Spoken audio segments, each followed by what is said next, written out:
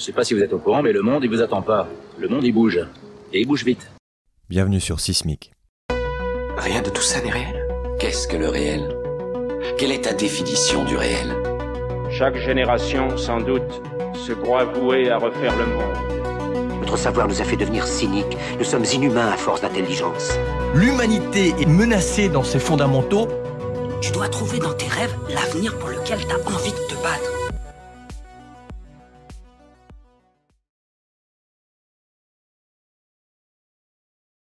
Bonjour Laurent Alexandre. Bonjour. Alors vous êtes médecin de formation, chirurgien urologue et neurobiologiste. Vous avez fait un petit tour par Sciences Po, l'ENA et HEC, et vous êtes connu d'abord pour avoir créé et vendu Doctissimo en 2007 pour une belle somme. Et puis vous êtes maintenant surtout connu pour vos chroniques dans la presse, vous êtes très présent dans les médias, vos interventions à la télé, sur les réseaux sociaux, et vos positions parfois polémiques sur certains sujets de société, sur l'écologie, sur l'intelligence artificielle. Et puis, si je ne me trompe pas, vous présidez une entreprise de séquençage ADN et vous écrivez des livres, donnez des conférences. J'oublie rien ou qu'est-ce qu'il faut savoir de plus sur vous pour commencer? Non, c'est à peu près ça.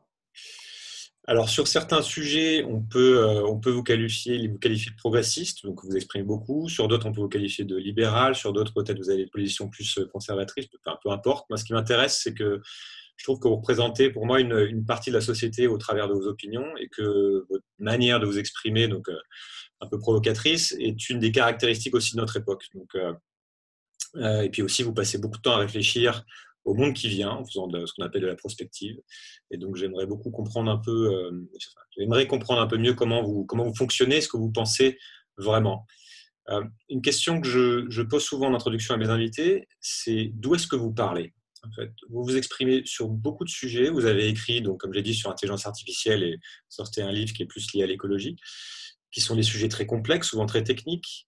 Quel est votre niveau d'expertise? Et est-ce que vous vous exprimez en tant que spécialiste, que citoyen curieux, par exemple lorsque vous allez devant le Sénat?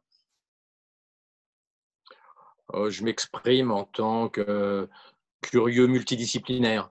De par mon parcours, j'ai eu la chance de faire beaucoup de médecine, de faire de la science, mais aussi de faire de l'économie, du droit, des relations internationales, de faire pas mal de business. J'ai créé et développé une quinzaine de startups dans ma vie. Donc, j'ai la chance de voir le monde au travers de plusieurs facettes, de plusieurs de ces états.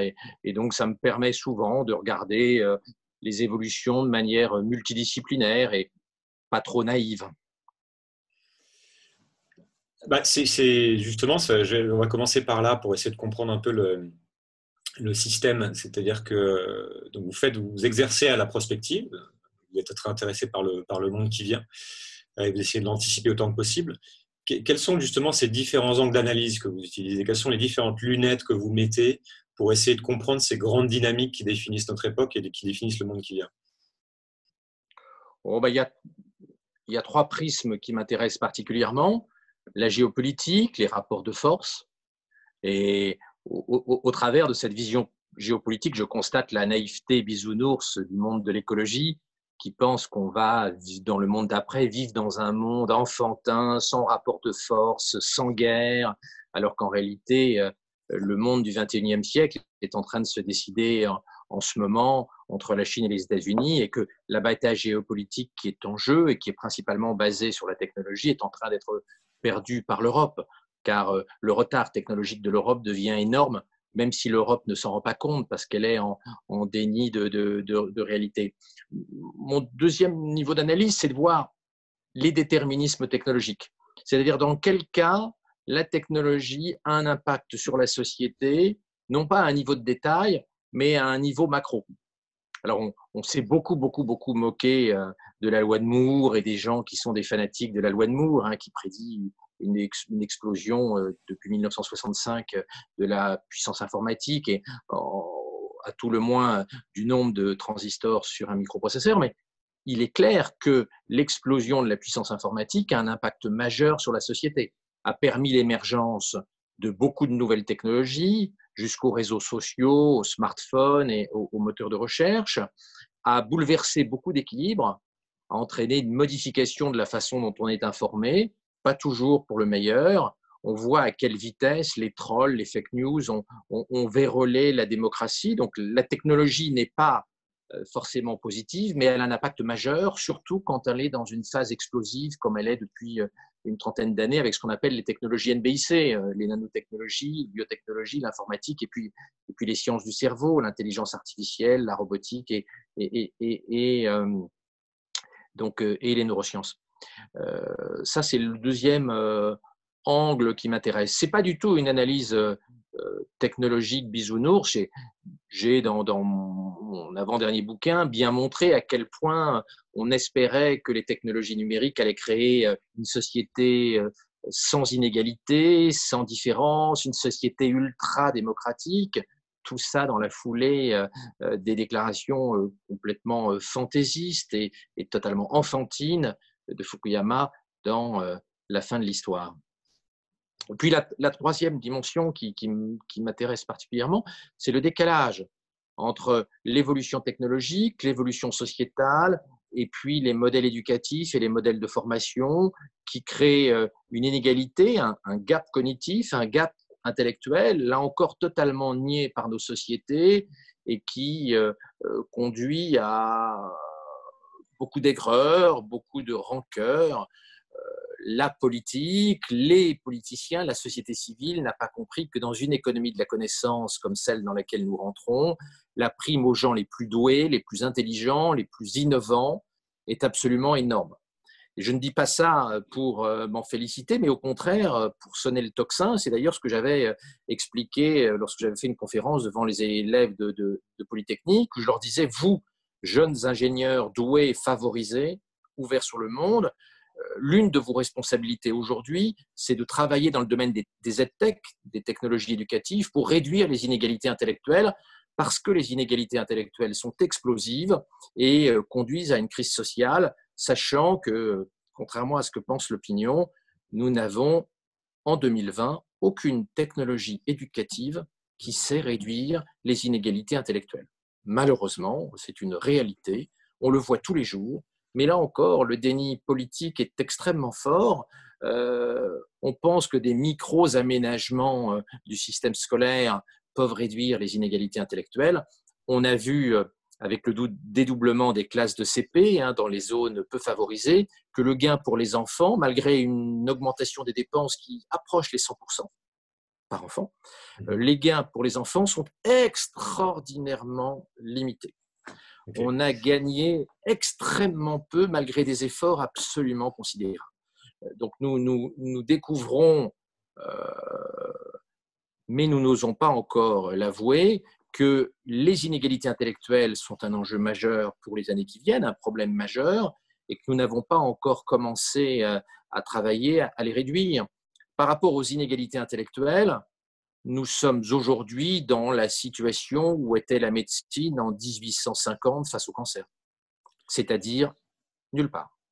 Ok, je propose qu'on balaye justement, c'est intéressant de comprendre les trois grands axes que vous utilisez, les trois grands prismes que vous utilisez pour regarder le monde et regarder ce qui va se passer. On va pouvoir essayer de balayer tout ça. Donc on a pas mal de sujets à aborder. Je voudrais qu'on commence par celui qui me préoccupe le plus en ce moment et qui préoccupe selon moi à juste titre de plus en plus de monde, qui est l'état de la planète et en particulier l'état du climat et la biodiversité. Alors avant de discuter de ce qu'il faudrait faire ou non, parce que vous êtes pas mal positionné sur le sujet, je voudrais d'abord bien comprendre le diagnostic que vous faites de cette crise écologique, parce que souvent les désaccords sur les solutions partent d'un désaccord sur l'hypothèse de travail de départ, sur les questions à poser. Donc si on commence par le climat, quelle est votre compréhension du problématique climatique? Est-ce que vous avez parcouru les rapports du GIEC, c'est-à-dire ce que disent les scientifiques sur le climat? Qu'est-ce que vous en retenez? Est-ce que vous prenez ça comme référence? Alors, je n'ai aucun reproche à faire aux différents scénarios du GIEC. Je regrette simplement qu'on médiatise en général que le scénario à plus 7 degrés, dont les auteurs, ce n'est pas directement issu du rapport du GIEC, mais dont les auteurs eux-mêmes disent que c'est une expérience de pensée et que la probabilité d'un réchauffement aussi important… On parle beaucoup du scénario 1,5 et 2 degrés quand même, puisque c'est l'objectif qu'on s'est fixé. Oui, alors il faut savoir que les objectifs de température ne sont pas par rapport à l'an 2000, mais sont par rapport à la fin de la période pré-industrielle, hein, c'est-à-dire autour de 1870-1880. Il faut savoir qu'à cette époque, on sortait du petit âge glaciaire et que nous étions à un niveau de température très bas. Depuis, nous avons rattrapé, parce que nous sortons de l'âge glaciaire, nous avons rattrapé une partie de ce refroidissement qui a duré pendant 3-4 siècles, hein, et qui a débuté un petit peu avant Louis XIV. On a rattrapé ça et on l'a même dépassé. Mais aujourd'hui, nous sommes un petit peu au-dessus de la température de l'optimum médiéval, mais pas tellement au-delà. La température moyenne sur le globe a dépassé l'optimum du Moyen-Âge environ entre 1990 et 1995. Entre 1880 et puis 1990, nous n'avons fait que rattraper en température la température qu'il y avait pendant la période la plus chaude, la plus favorisée du Moyen-Âge. Donc, les chiffres que nous utilisons sur le réchauffement ont tendance à dramatiser. Je pense qu'il serait plus raisonnable de mesurer le réchauffement, non pas par rapport à 1880 qui sortait d'une période froide, mais plutôt par rapport à l'optimum du Moyen-Âge. Alors, nous sommes en phase de réchauffement. Ma conviction est que ce réchauffement est très largement d'origine anthropique, c'est-à-dire humaine, et que les gaz à effet de serre, et notamment le CO2, jouent un rôle essentiel. C'est pour cela que je suis pour la diminution des émissions de CO2. C'est pour cela que je suis pro-nucléaire, parce que le nucléaire produit 4 grammes de CO2 par kilowattheure, pendant que le solaire en produit 60. Le solaire est une catastrophe, on va y revenir pour le climat. Sur les énergies. Pendant que le gaz en produit 420, le charbon 800 et le fioul jusqu'à 1500. Quand je vois qu'on a fermé Fessenheim il y a quelques jours, qui produit de l'électricité en émettant 4 grammes de CO2 par kilowattheure, mais qu'on a laissé ouvert 4 centrales au charbon en France qui produisent 800 grammes de CO2, c'est-à-dire 200 fois plus que Fessenheim, je pense qu'on marche sur la tête. La politique énergétique de Macron est complètement conne et complètement débile. Et on est en train, en France, de construire une centrale à gaz en ce moment qui émet donc 100 fois plus de CO2 que le nucléaire. Tout ceci est ridicule. On confond deux objectifs, un objectif antinucléaire, qui est l'ADN des écologistes, et puis le climat. Si on veut vraiment que le climat aille mieux, il faut construire sur Terre beaucoup de centrales nucléaires, car il n'y a que le nucléaire qui est quasiment neutre en CO2, et les pauvres gens qui achètent des panneaux solaires en pensant rendre service à la planète ne se rendent pas compte à quel point installer un panneau solaire, c'est peut-être bon pour l'ego des bobos verts, mais c'est une cata pour la planète parce que cela émet beaucoup de CO2 si l'on intègre la totalité du cycle de vie d'un panneau solaire photovoltaïque. Ok, de toute façon, on va passer un peu plus de temps à parler d'énergie parce que c'est un sujet qui est clé.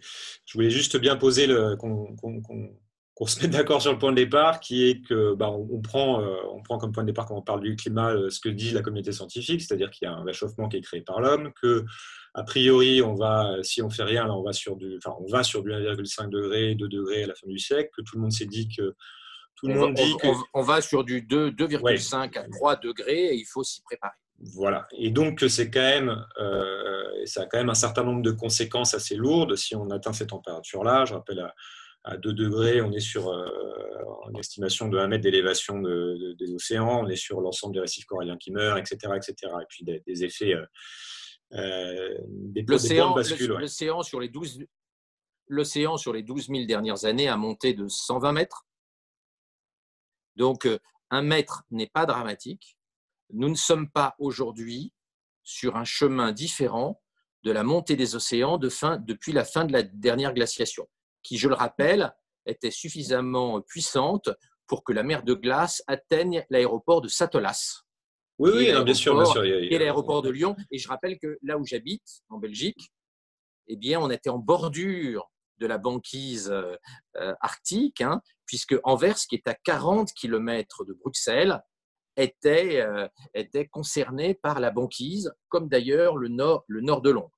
Donc, nous sommes dans une phase de réchauffement. Aujourd'hui, le réchauffement s'accélère pour des raisons liées au CO2, mais il ne faut pas penser que nos ancêtres n'ont pas eu à faire face aux conséquences de ce réchauffement qui dure depuis longtemps.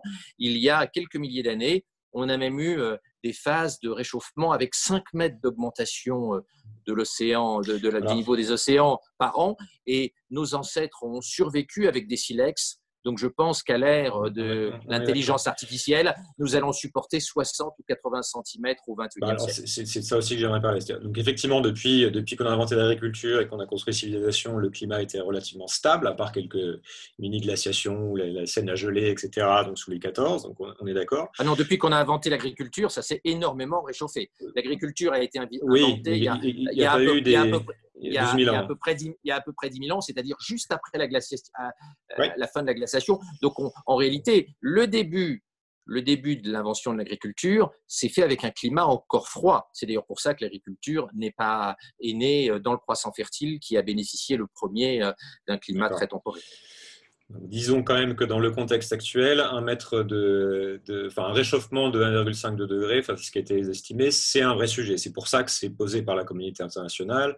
Ça implique énormément de choses sur la manière dont le monde fonctionne. Donc, voilà. En tout cas, c'est pour ça qu'il faut bien regarder comment la Hollande fait pour supporter. Ça veut dire qu'il va falloir s'adapter. Il va falloir de toute façon s'adapter. D'être sous la mer. Et les premières digues en Hollande sont très, très, très, très anciennes. Et dès les années 1200, après Jésus-Christ, la Hollande avait créé un office des digues pour contrôler la mer, puisqu'une partie des territoires est sous la mer. Donc, au Moyen-Âge, avec des technologies du Moyen-Âge, un pays comme la Hollande a réussi à supporter le niveau de l'eau. Je ne doute pas qu'avec la technologie de 2080, on y arrive.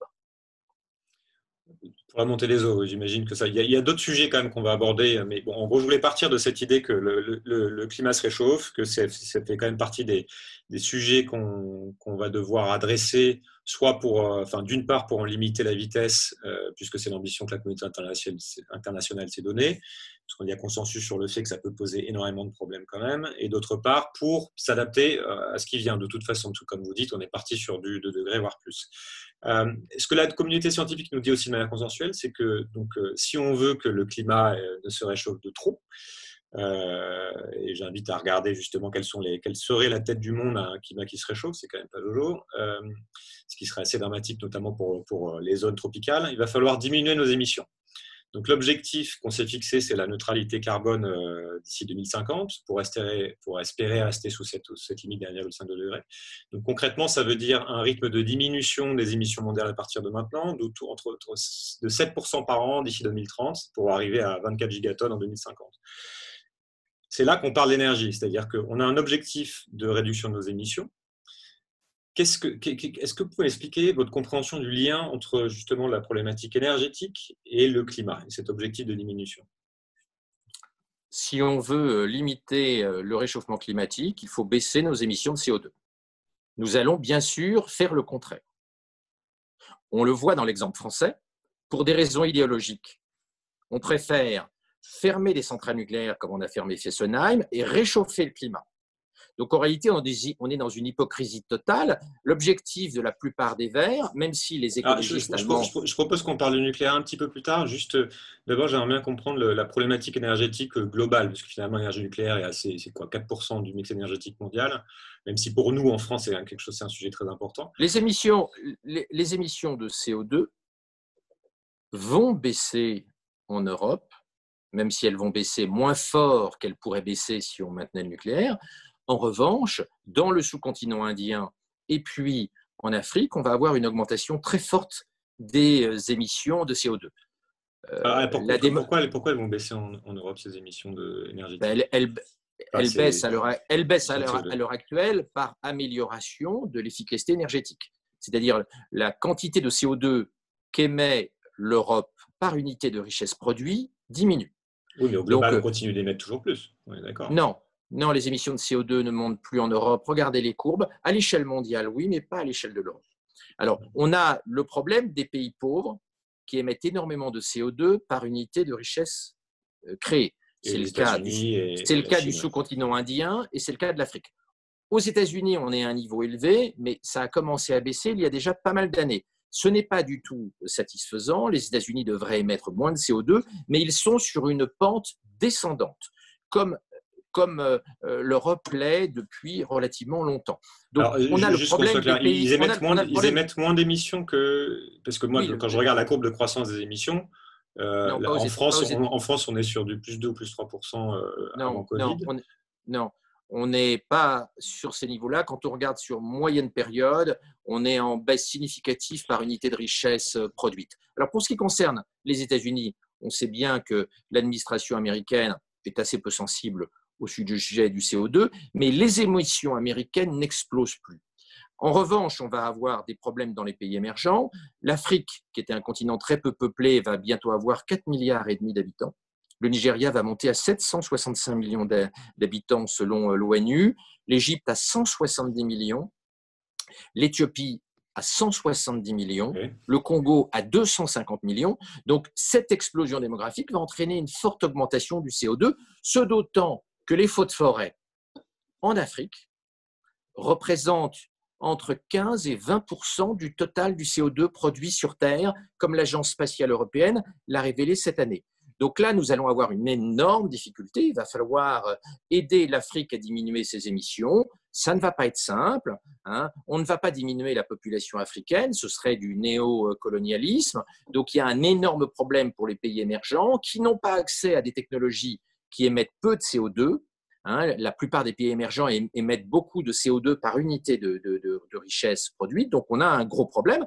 Et globalement, si on regarde à l'échelle mondiale, il va être très compliqué d'empêcher les émissions de CO2 d'augmenter dans les 30 à 40 années qui viennent, puisqu'il est peu probable que l'énergie de fusion arrive et qu'il y a une réticence globale à développer l'énergie nucléaire de fission. Donc, il va falloir se préparer à une augmentation significative de la température sur Terre. Il faut prévoir des budgets. Il faut se préparer à cette augmentation. Ça s'appelle l'adaptation. Hélas, nous n'allons pas diminuer les émissions de CO2 dans les décennies qui viennent à l'échelle de la planète. Et la puissance géopolitique de l'Europe ne va pas lui permettre d'imposer par la force sa volonté de diminuer les émissions de CO2. Donc, si on veut être réaliste, pour toutes les raisons que l'on a vues, il faut aujourd'hui se préparer, c'est-à-dire s'adapter. On peut espérer qu'à la fin du siècle, on ait des technologies énergétiques nouvelles comme l'énergie de fusion qui nous permettent de diminuer très rapidement le CO2, et d'autre part que nous puissions avoir recours à la géo-ingénierie pour absorber le CO2 dans l'atmosphère. Mais il faut savoir que beaucoup d'écologistes sont totalement opposés à ce qu'on manipule le climat pour diminuer par la technologie le CO2 dans l'atmosphère. Donc oui, le XXIe siècle va être tendu en matière énergétique. Je regrette que la névrose des écologistes en matière de nucléaire les empêche de faire passer leurs sentiments antinucléaires avant les besoins de la planète en matière de CO2. J'espère que les écologistes français vont évoluer comme les écologistes allemands sont en train d'évoluer. Il faut dire que l'arrêt des centrales nucléaires en Allemagne conduit aujourd'hui à ce que par kilowattheure, l'Allemagne émette 8,6 fois plus de CO2 que la France, ce qui est absolument dramatique pour le climat. On a un défi majeur qui est effectivement la réduction au niveau mondial de nos émissions. Hein. On vérifiera. Moi, j'ai pas vu que les émissions en Europe avaient diminué ni aux États-Unis, même si effectivement on fait mieux qu'avant. C'est-à-dire qu'on émet moins effectivement par produit de PIB, par point de PIB, on émet moins qu'avant dans les pays développés, effectivement. Mais on est toujours sur un défi où on a 83% de l'énergie primaire qui est d'origine fossile. Donc, si on veut diminuer nos émissions, il va falloir si on veut lutter contre le climat, il faut diminuer nos émissions carbone de manière radicale. Donc concrètement, ça veut dire en même temps, comme vous dites, améliorer considérablement la performance énergétique, dans les pays développés notamment, et puis dans les pays en développement aussi. Ça veut dire remplacer les énergies fossiles par autre chose qui émet moins. Le nucléaire, effectivement, est une énergie propre en termes d'émissions CO2, enfin plus propre que le charbon en tout cas, largement, et il va falloir aussi quelque part diminuer petit à petit notre consommation d'énergie, puisqu'on a ce mix énergétique mondial qui est largement dominé par le fossile. Si on veut diminuer nos émissions, il faut diminuer la production énergétique, la remplacer petit à petit. Pour les spécialistes… Je suis en désaccord complet. Nous n'allons pas diminuer notre consommation énergétique. Non, je dis il faudrait. Je ne dis pas qu'on va le faire. Hein. Non, mais je pense que ce serait une erreur. Nous n'allons pas rentrer dans une logique décroissantiste. Notre objectif, ce n'est pas de retourner quelques centaines d'années en arrière, c'est d'avoir une énergie qui n'émette pas de CO2. Alors, C'est ça le vrai enjeu technologique.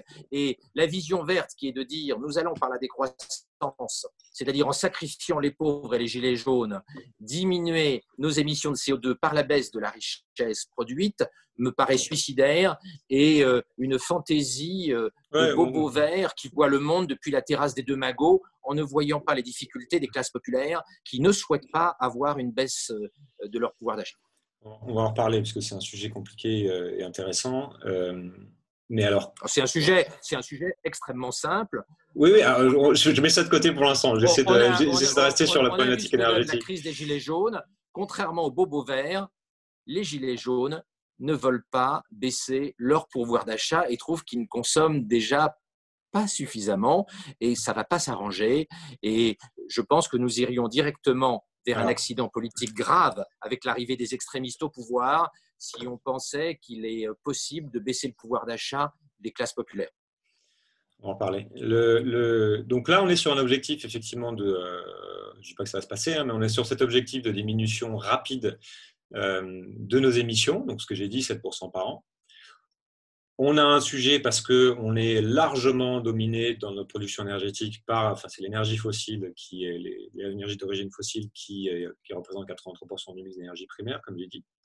Donc effectivement, la solution, ça serait ce qu'on appelle, ce que certains appellent la transition énergétique, ça serait de remplacer ces énergies polluantes par des énergies non polluantes, si on ne veut pas diminuer notre consommation énergétique. Pas polluante, le CO2 n'est pas un polluant. Voilà, ce qu'on appelle polluant, pardon, de diminuer nos émissions. Donc, le problème qu'on a, c'est que ça prend énormément de temps. Aujourd'hui, par exemple, le nucléaire représente 4% du mix énergétique mondial, je crois. Comment on fait pour, de manière réaliste, c'est-à-dire cette fameuse transition énergétique, et je vous entendais parler des panneaux solaires, effectivement, mettre des panneaux solaires, mettre des éoliennes partout, ça fait que même si on pousse la logique très très loin, on va remplacer un tout petit pourcentage du pétrole ou du charbon qu'on consomme aujourd'hui. Donc ça veut dire qu'on a ce défi qui est de diminuer nos émissions fossiles sans diminuer la consommation énergétique totale. Moi, j'ai du mal à comprendre en fait c'est très comment simple. On peut faire ça. On va augmenter la température de la planète. D'accord, donc en fait on n'arrive pas. Jusqu'après 2005. Mais on n'y arrivera pas. On n'y arrivera pas. Donc aujourd'hui… mais donc c'est pas un objectif. Compte tenu du mensonge des énergies vertes, qui est un mensonge double. D'abord, le photovoltaïque émet beaucoup de CO2 et d'autre part, quand il n'y a pas de soleil, il faut allumer des centrales à gaz qui produisent encore beaucoup plus de CO2, 420 grammes de CO2 par kilowattheure. Donc, les énergies renouvelables, compte tenu du fait qu'elles ne fonctionnent pas quand il n'y a pas de vent et quand il n'y a pas de soleil, s'accompagnent soit de centrales à charbon, soit de centrales au gaz. Donc, compte tenu de ce mensonge qui est caché aux gens parce qu'on veut fermer les centrales nucléaires, on ne va pas diminuer le CO2. Donc, il faut intégrer le réel, il faut intégrer le fait que la névrose antinucléaire des écologistes va conduire à ce qu'on ait des niveaux de CO2 élevés. Et donc, il faut se préparer à un monde plus chaud. Ce n'est pas le monde que je voudrais, mais je constate qu'on a fermé Fessenheim. Je constate que le nouvel ministre de l'Environnement souhaite qu'on ferme la quasi-totalité des centrales nucléaires en France. En tout cas, c'est ce qu'elle souhaitait avant d'être ministre du gouvernement Castex. Donc, je constate le fait qu'on va produire de l'énergie dans les décennies qui viennent, avec une forte production de CO2 puisqu'on refuse le nucléaire, et les nouvelles formes de production énergétique sans CO2, comme l'énergie de fusion, ne sont pas là. Donc, le réel étant ce qu'il est, eh bien, je propose qu'on s'adapte au réel. Comme disait justement Lacan, le réel, c'est quand on se cogne dedans, eh bien, on va se cogner au réel. Okay. Un monde sans nucléaire est un monde qui se réchauffe, et donc il faut préparer la planète à ce réchauffement parce que notre irresponsabilité technologique conduit à un réchauffement beaucoup plus important que si on avait décidé d'être plus sage. L'Allemagne aurait produit des centaines de millions de tonnes de CO2 de moins si elle n'avait pas fermé ses centrales nucléaires pour faire plaisir au lobby des bobos verts allemands. Je veux juste fermer le sujet du nucléaire assez rapidement parce que je suis d'accord avec vous, moi, sur le fait que c'est effectivement il y a d'un côté une priorité écologique qui va être la lutte contre le réchauffement climatique. Si on dit que c'est la priorité, il faut favoriser les énergies la moins émettrices possible de CO2. Le nucléaire en fait partie. Donc c'est vrai que quand on dit on lutte contre le réchauffement climatique et on fait une centrale, c'est pas que le nucléaire en fait partie. C'est une des solutions. Le nucléaire et le sol. Hein. C'est-à-dire que on ne dit pas à l'opinion que le solaire produit 15 fois plus de CO2 que le nucléaire. Et donc, les énergies vertes ne sont pas économes en CO2. C'est un mensonge poussé par le lobby du gaz, parce qu'évidemment, le gaz fait une pub énorme pour le solaire et pour l'éolien, car les fabricants et les distributeurs de gaz savent très bien que la nuit et quand il n'y a pas de vent, il faut des centrales à gaz pour éclairer et chauffer la population. Okay. Donc vous rejoignez complètement les travaux de gens très sérieux sur l'énergie, comme le Shift Project ou Jean-Marc Jancovici, qui fait un peu référence en France là-dessus, qui nous dit effectivement que la transition énergétique propre n'est pas ce qu'on croit, ça consomme beaucoup de ressources, il va falloir le réparer tous les 20 ans, contre 60-70 ans pour le nucléaire, etc. etc. Donc ça veut dire que ça ne résout pas fondamentalement la problématique énergétique européenne. Les énergies renouvelables intermittentes aggravent considérablement le réchauffement climatique. Les Verts travaillent jour et nuit à aggraver le réchauffement climatique de la planète. Alors, du coup, si on se dit que essayer de ralentir le réchauffement climatique est une priorité, qu'on n'y arrivera pas si on ne développe pas du nucléaire partout, ce qui a priori va être compliqué à faire pour un tas de raisons. À la limite, en France, ça serait ne pas le diminuer, mais ça pose quand même un certain nombre de problèmes de sécurité. On ne peut pas foutre ça partout. Et que donc, il va falloir quelque part, la seule solution pour lutter contre le réchauffement climatique, ça serait de consommer moins d'énergie, puisqu'on n'arrive pas à faire on ne sait pas faire de l'énergie propre et on ne mettra pas de nucléaire partout. Donc, quel est le lien? C'est là que maintenant j'arrive à mon autre question, qu'on va pouvoir parler aussi de croissance et de décroissance. Pour les spécialistes du sujet, que j'ai beaucoup lu, on ne peut pas croître économiquement si on décroît notre consommation d'énergie. Autrement dit, on ne sait pas découpler énergie et économie. Donc, sans parler encore des discours autour de la décroissance économique et de leur pertinence d'un point de vue sociétal, comment on fait croître économiquement en même temps qu'on diminue notre consommation d'énergie? Je suis en désaccord complet avec cette théorie du non-découplage. Aujourd'hui, on a déjà un découplage partiel, c'est-à-dire que la production de CO2 croît moins vite que le produit intérieur brut. Parce que nous améliorons l'efficience énergétique. Nous améliorons l'efficacité de nos systèmes énergétiques et de production, et que dans un monde moderne, on consomme davantage d'industries comme la santé, qui sont relativement peu émettrices de CO2. Donc, on a déjà réussi à un couplage partiel. Pourquoi ce couplage n'est pas aussi important qu'il pourrait l'être? Parce que l'énergie fossile est gratuite. Oui, donc on n'a pas fait l'effort qu'on aurait dû faire en termes de recherche technologique. L'énergie fossile est gratuite.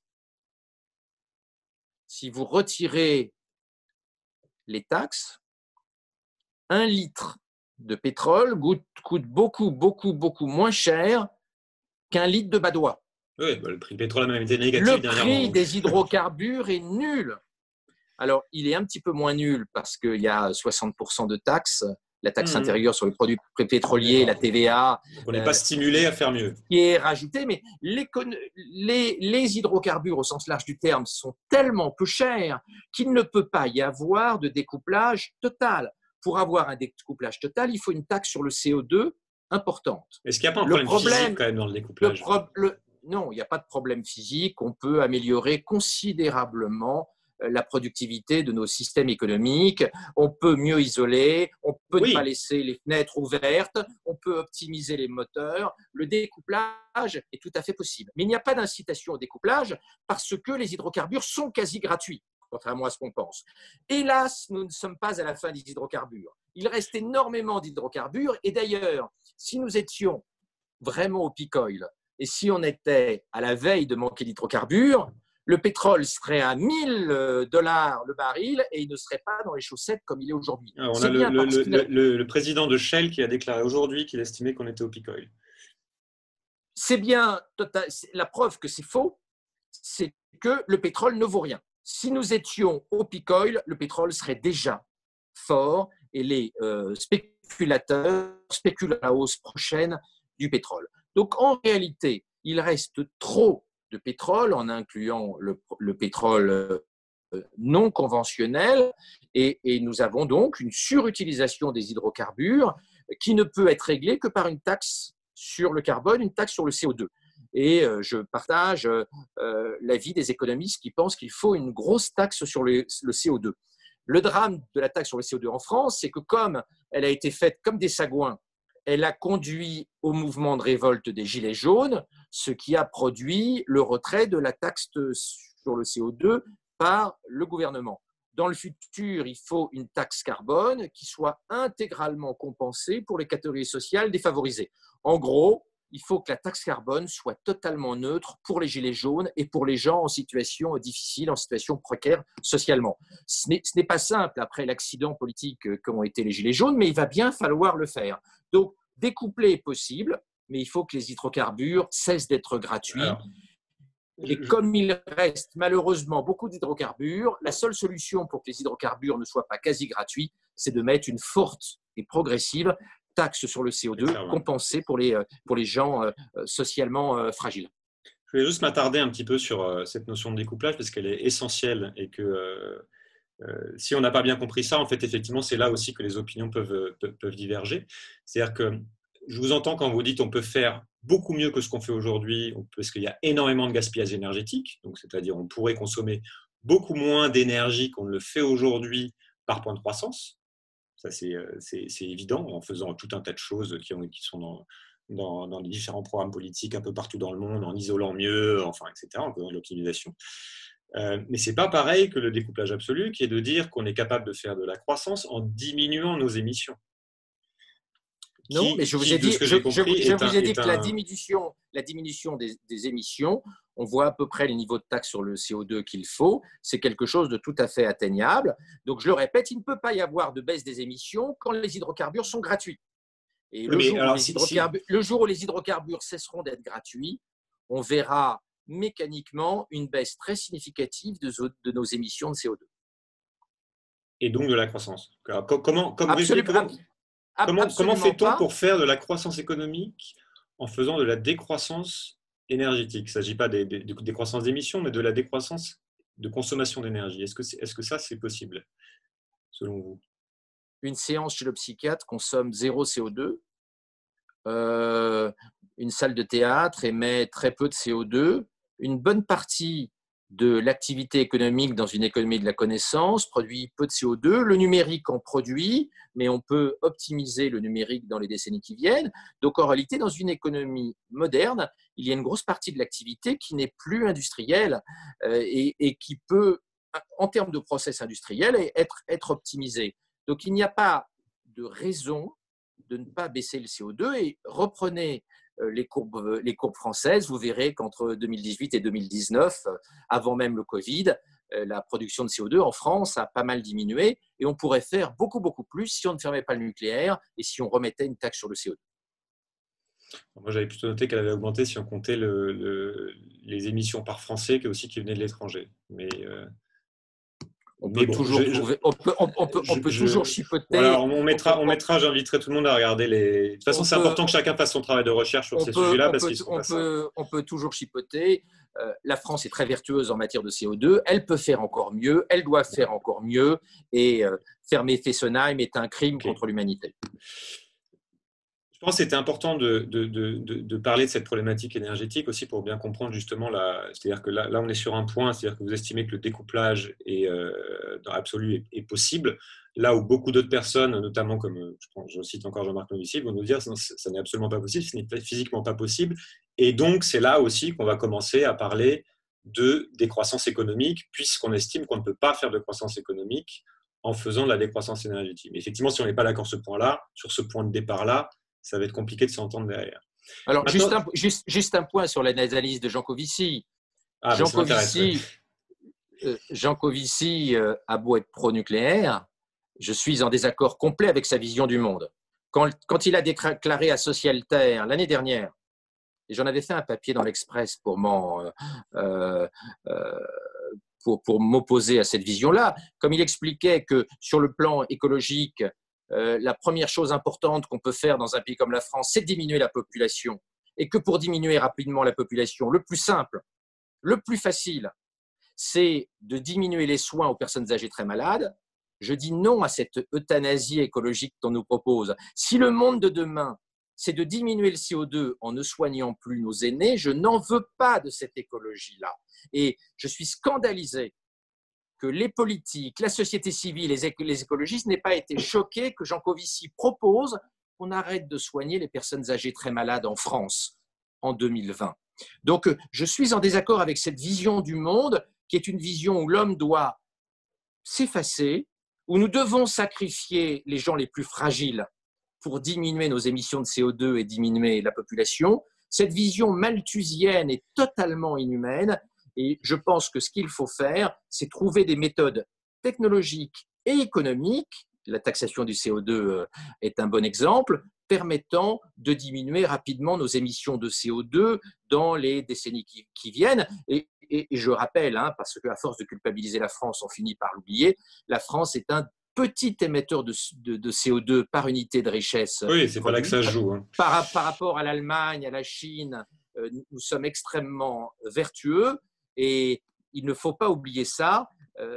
Culpabiliser la France alors que la France est un modèle et le bon élève en matière d'émissions de CO2 par unité de richesse produite, c'est profondément contre-productif. La France est un modèle. Notamment grâce au nucléaire.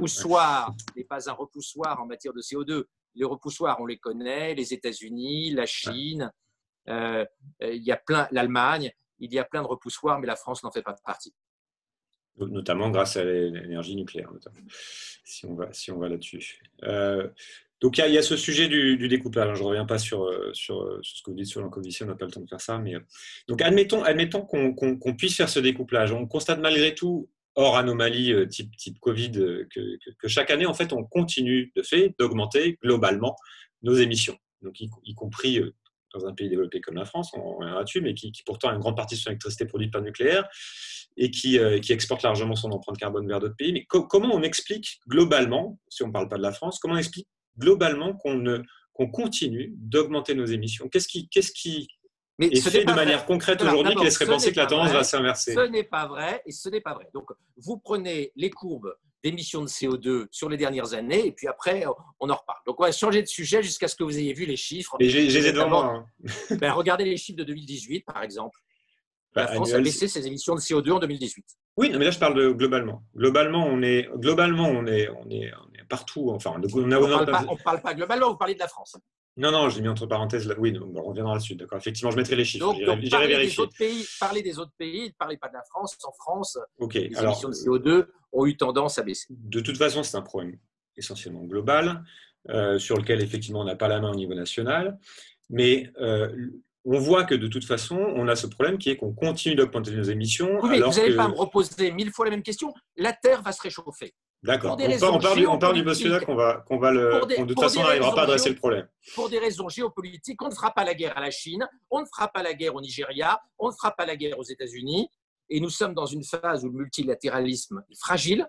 On voit bien la sortie de Trump de l'Organisation mondiale de la santé, pour prendre un autre sujet. Donc, nous n'allons pas baisser les émissions de CO2 autant qu'il le faudrait avant l'arrivée de l'énergie de fusion, qui est pour la deuxième partie de notre siècle. Donc, il va falloir adapter le monde à une température plus chaude, ce qui va enthousiasmer les Norvégiens et qui va être embêtant pour les pays qui sont plus proches de l'équateur. Alors, je voudrais revenir un peu sur ce que vous dites sur la décroissance, là. Donc, je comprends tout à fait qu'on puisse analyser le discours décroissant comme inaudible au niveau sociétal. Ça pose plein de problèmes, puisqu'a priori, ça implique de changer radicalement le fonctionnement de nos sociétés et que personne n'aime changer. Ça pose tout un tas de problèmes.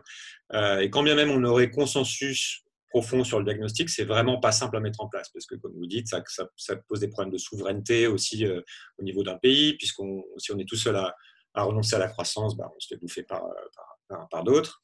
Et donc, c'est presque ce contexte qui nous impose d'en parler. C'est-à-dire que certains font le constat de dire, OK, si on continue à 1,5-2 degrés, on aura des millions de morts du fait du réchauffement climatique. Donc, la seule manière que je vois, c'est soit on développe les technologies dans tous les sens, etc. Et de toute façon, il faut le faire. Mais aussi, est-ce qu'on peut se dire, on peut discuter du fait de réaménager l'économie. Donc, mettons que l'on continue à renoncer à cette idée de décroissance volontaire, puisqu'elle est inaudible, à la mettre au pilori, donc sans la discuter. Est-ce que ce n'est pas prendre le double risque à terme d'une décroissance involontaire, du fait de la disparition progressive du pétrole, alors après vous n'êtes pas d'accord avec le pic pétrole, et d'autre part de prendre le risque de ne pas adresser le problème climatique et de se dire effectivement de toute façon ça va se réchauffer, il va falloir s'adapter. On va laisser énormément de pétrole sous terre. Nous ne consommerons pas tout le charbon, tout le pétrole et tout le gaz qu'il y a. De la même façon que nos ancêtres ont inventé la métallurgie, non pas parce qu'il y avait une pénurie de silex, mais parce que la métallurgie était mieux que la taille des silex. Donc les hydrocarbures, le charbon, le gaz, le pétrole ne seront pas intégralement consommés. Nous allons passer une période difficile avant l'arrivée de nouvelles technologies non productrices de CO2. C'est une réalité et il faut regarder la réalité en face. On ne peut pas piloter le 21e siècle si on vit dans un univers fantasmatique. Donc, nous devons gérer cette augmentation des températures liée au fait que beaucoup de pays ne sont pas vertueux comme la France l'était avant qu'elle se mette à suivre stupidement l'Allemagne dans sa folie antinucléaire et pro-réchauffement climatique. Donc, dans ce monde qui est le monde réel, on peut effectivement décider d'une décroissance au niveau d'un pays comme la France. Jean Covici a proposé, comme Barrot, qu'on arrête la 5G. Le maire de Lyon propose qu'on arrête le TGV Turin-Lyon. Certains écologistes ont signé dans Libération une tribune demandant à Pesquet de ne plus aller dans l'espace et qu'on arrête le programme spatial. Nous pouvons effectivement devenir un pays sous-développé.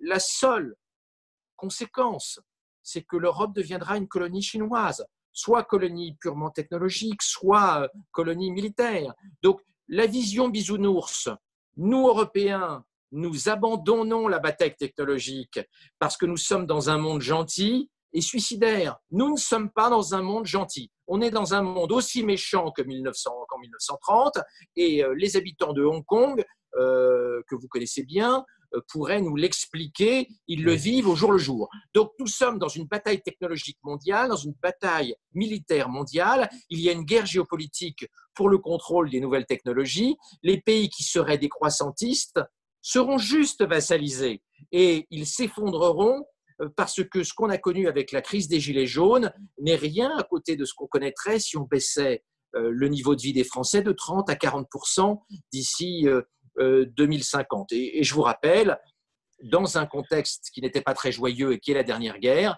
la France a essayé la décroissance. Le revenu par habitant entre 1940 et 1944 a été baissé de 30 à 40%. Et mes grands-parents m'ont parlé de cette époque, non pas avec des trémolos dans la voix, mais avec des sanglots d'horreur, car indépendamment de la problématique politique et de l'horreur nazie, la vie était très difficile et la baisse du pouvoir d'achat avait créé un monde terrible. On manquait tellement de tout qu'on laissait les malades mourir dans les hôpitaux psychiatriques. Et vous savez qu'il y a des milliers et des milliers de malades psychiatriques qui sont morts de faim, tellement la décroissance avait diminué le budget des hôpitaux et le budget de la santé. Donc, nous n'avons pas le choix. Croire qu'on peut être décroissant dans un monde croissant, croire qu'on peut être anti-technologique dans un monde hyper-technologique, au moment où la bataille technologique entre la Chine et les États-Unis fait rage, est une vision totalement enfantine. L'Europe ne peut même pas être une grande Suisse au milieu de ce combat de géants, car il n'y aura pas de grande Suisse demain. Il n'y aura pas de place pour les gens qui seront des nains technologiques, pour les gens qui seront, à cause de leur faiblesse technologique, des nains géopolitiques. Donc la vision des Verts est une vision enfantine qui fait l'hypothèse que nous vivons dans un monde de gentils. Or, nous vivons dans un monde de très méchants. Et d'ailleurs, les conflits à l'intérieur du Parti écologiste, où on assassine tous les 4 matins, métaphoriquement, politiquement, un dirigeant, montrent que même à l'intérieur du Parti écologiste, on n'est pas dans un monde de bisounours, on est dans un monde guerrier, on est dans un monde de combat. Donc c'est votre analyse. L'idée fantasmatique que nous pouvons être des gentils petits garçonnets dans un monde idéal est une vision très naïve et qui se heurterait à la réalité, à la cruauté au caractère tragique, pour reprendre une expression de François Mitterrand, de l'histoire et du monde. Donc c'est là que vous faites entrer votre lecture géopolitique du monde par-dessus ces questions écologiques. C'est un peu ça, en fait, c'est de se dire effectivement qu'on vit dans un monde ouvert. Il est difficile de ne pas intégrer la géopolitique et de penser que les Chinois sont des bonnes sœurs. Les Chinois veulent prendre le contrôle de la planète, ont un objectif impérialiste absolument considérable et ils n'attendent qu'une chose, c'est que nous baissions notre garde technologique, ce qui aurait plein de conséquences. Entre autres, ça permettrait à la Chine de prendre assez rapidement le contrôle de ce qu'on appelle vulgairement la Franc-Afrique. Donc c'est cette idée intéressante que de toute façon, effectivement, les règles du jeu sont ce qu'elles sont, ce n'est pas nous qui les maîtrisons, et que le premier qui refuse les règles du jeu perd le jeu. Comme d'habitude, ça a toujours été comme ça depuis la période grecque, avec les batailles entre les villes grecques avant l'émergence d'Alexandre le Grand. Depuis cette époque-là, nous vivons dans la réelle politique, dans le réalisme géopolitique, et ce n'est pas demain matin que la géopolitique va disparaître. Non, je comprends bien. Ça pose le problème, effectivement, quand on parle de décroissance économique pour lutter contre le réchauffement climatique, ça pose forcément le problème de la sécurité, de la souveraineté, de la puissance des nations et du jeu géopolitique. Évidemment, ça fait partie de tout ça. C'est pour ça que le problème est aussi complexe.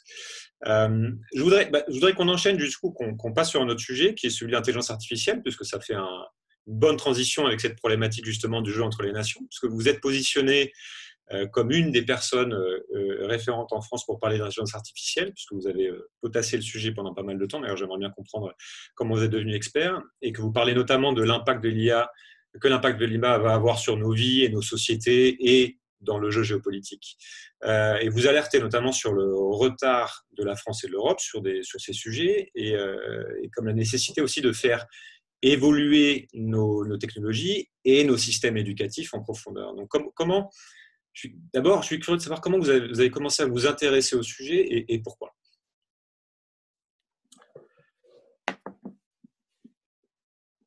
Le problème de l'intelligence artificielle est un problème important, puisque l'intelligence artificielle est à la fois produite par les géants du numérique, les GAFAM, Google, Apple, Facebook, Amazon, Microsoft, et puis BATX, Baidu, Alibaba, Tencent et Xiaomi en Chine. Et en même temps, elle est produite par ces plateformes. Et ce qui donne le pouvoir à ces plateformes, c'est justement l'intelligence artificielle, et notamment une partie très dynamique depuis quelques années de l'intelligence artificielle qu'on appelle le machine learning et le deep learning. Donc, l'intelligence artificielle est le moteur du développement des plateformes qui ont pris un pouvoir énorme, à tel point que certains voient dans les GAFAM et les BATX des acteurs géopolitiques avec une puissance qui dépasse la puissance traditionnelle des entreprises. Donc, le problème de l'intelligence artificielle n'est pas un problème à la Terminator. Nous ne faisons aucun progrès en matière d'intelligence artificielle forte et de conscience artificielle. Contrairement à ce que certains ont pu penser vers 2015, comme Hawkins, comme Bill Gates, nous ne progressons pas en matière d'intelligence artificielle, et le deep learning n'est pas un outil permettant de développer une conscience artificielle et donc des intelligences artificielles pouvant s'autonomiser et dépasser l'homme. En revanche, les intelligences artificielles faibles sont très dynamiques et ont permis l'émergence et le développement des plateformes numériques, et la façon dont sont gérées les plateformes numériques dépend beaucoup de l'intelligence artificielle. Donc l'intelligence artificielle est un enjeu géopolitique, c'est un enjeu économique majeur, ce n'est pas un enjeu de sécurité pour l'humanité, comme naïvement on l'a cru en 2015. C'est d'ailleurs intéressant de voir comment des gens remarquablement intelligents, comme Bill Gates, comme Hawkins, mais il y en a eu d'autres, ont été dépassés par le dynamisme du deep learning. Et on pensait que les progrès qu'on observait dans la traduction, dans les analyses de texte et dans la reconnaissance d'images étaient le prémisse d'une utilisation du deep learning pour faire émerger une conscience artificielle. Or, quand on regarde la décennie écoulée, on n'en est pas loin, on n'est nulle part. Nous n'avons pas fait le moindre progrès en matière de conscience artificielle depuis l'émergence du mot intelligence artificielle au Dartmouth College à l'été 1956. Donc aujourd'hui, l'enjeu n'est pas de lutter contre Terminator, c'est de savoir comment on régule les géants du numérique et quelles sont les conséquences géopolitiques, notamment pour les pays qui ont pris du retard en matière d'intelligence artificielle, comme c'est le cas en Europe. Alors, ça ne va pas être simple parce que notre malthusianisme économique empêche l'Europe de se battre dans ce domaine-là. Le Conseil national du numérique, aujourd'hui, a proposé… C'est-à-dire le malthusianisme économique. Le Conseil national du numérique, aujourd'hui, vient de proposer qu'on interdise les forfaits illimités Internet en France pour des raisons environnementales. C'est-à-dire de ne pas permettre aux gens de consommer beaucoup de bandes passantes et beaucoup de débit. La fin du forfait illimité aurait pour conséquence de diminuer le développement de l'économie du numérique en France et d'aggraver notre retard par rapport à des pays comme la Chine ou comme les États-Unis. Donc, l'Europe et la France en particulier n'ont pas pris conscience de cette guerre technologique et prennent des mesures qui sont brouillonnes, inadaptées pour faire rentrer l'Europe dans la bataille technologique qu'elle a pour l'instant perdue. Il n'y a aucun acteur producteur d'intelligence artificielle en Europe.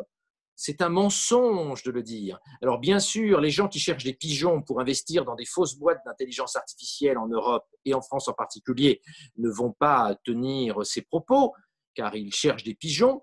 Est-ce que vous pouvez expliquer 40% des boîtes en France qui prétendent faire de l'intelligence artificielle utilisent zéro intelligence artificielle et sont juste des pièges à pigeons.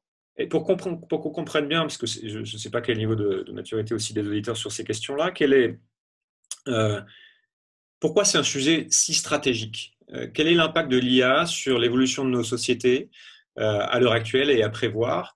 Et pourquoi est-ce que c'est si stratégique dans le jeu de la puissance des nations ou de la puissance même des entités hors nation? Parce que les plateformes qui maîtrisent l'intelligence artificielle ont pris le contrôle de beaucoup de branches de l'économie. Les médias.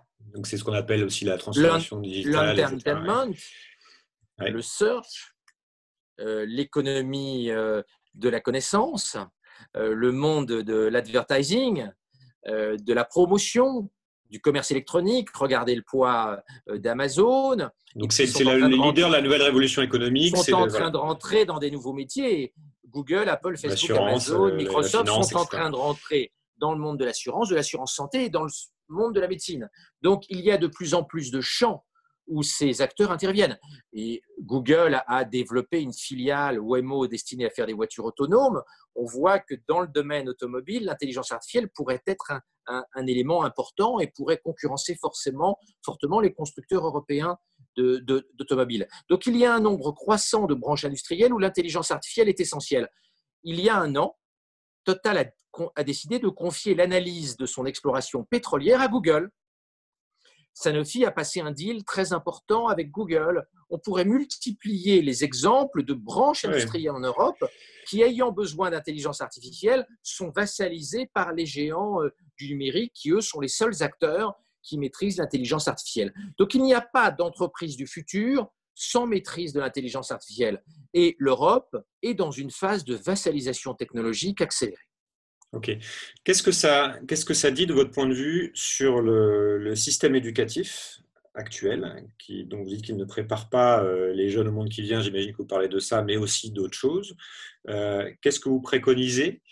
Et je voudrais qu'on comprenne aussi un peu plus l'enjeu géopolitique derrière, parce que ça rejoint aussi la question sur l'environnement, qui est cette description du monde que vous avez, qui est qu'effectivement c'est un monde dur, de compétition, avec des blocs qui s'affrontent pour dominer les ressources, pour dominer l'économie.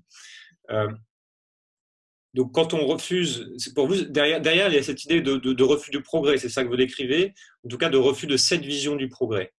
Donc il y a la question sur l'éducation, et derrière je voudrais qu'on aille sur la question de progrès, de savoir s'il n'y a qu'une seule voie, ou c'est naïf, si vous pensez que c'est naïf de penser qu'il y a une autre voie qu'on pourrait ouvrir, qui ne soit pas autour de l'intelligence artificielle, de la 5G, etc. Il y a plein de voies possibles. On peut décider d'être des Amish, mais à ce moment-là, nous serons colonisés. Le monde est méchant, et quand on est faible, on est colonisé. Ça a toujours été comme ça et ça ne va pas changer. Et l'idée selon laquelle la technologie change la structure psychanalytique des êtres humains est une pensée très naïve. nous allons rester cruels et méchants. Et de temps en temps, nous le sommes moins, mais c'est très temporaire. Il n'y a jamais eu de période sans guerre, et contrairement à ce qu'on raconte à l'école, l'Empire romain a été une phase avec un nombre incroyable de batailles et de guerres, et la Pax Romana n'a jamais existé. Ou même si on dit que c'est pas de la méchanceté ou de la cruauté, il y a cette histoire de lutte pour la puissance. On peut dire différemment.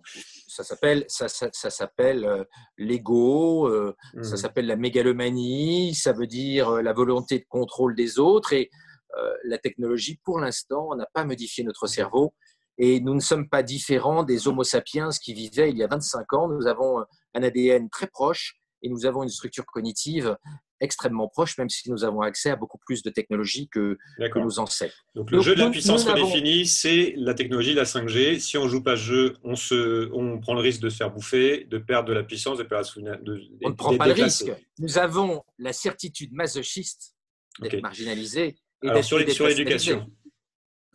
Sur l'éducation, nous n'avons pas commencé à réfléchir à l'éducation. Quand vous regardez un bloc opératoire aujourd'hui, ça n'a pas beaucoup bougé, et un hospice de 1750, il n'y a plus aucune commune mesure. Quand vous regardez une salle de classe de 1750 et une classe de classe d'aujourd'hui, il n'y a pas de différence. Il n'y a plus d'uniforme. Rien n'a changé, à part effectivement la fin de l'uniforme. Donc, en réalité, nous n'avons quasiment pas fait de recherche et développement en matière d'éducation. Et nous sommes face à des tabous qui sont très, très difficiles à lever.